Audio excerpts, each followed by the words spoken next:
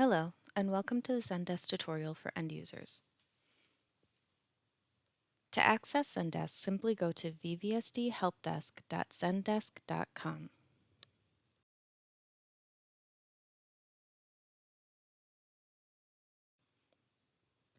After navigating to the page, click Sign In located in the upper right-hand corner of your screen.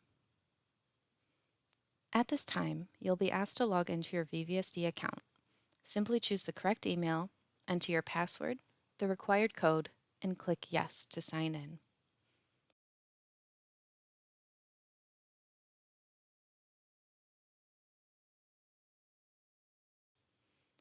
Once you've logged in, you can submit a ticket by either clicking the Submit a Request link near the top of the page or by selecting Help in the lower corner of the page.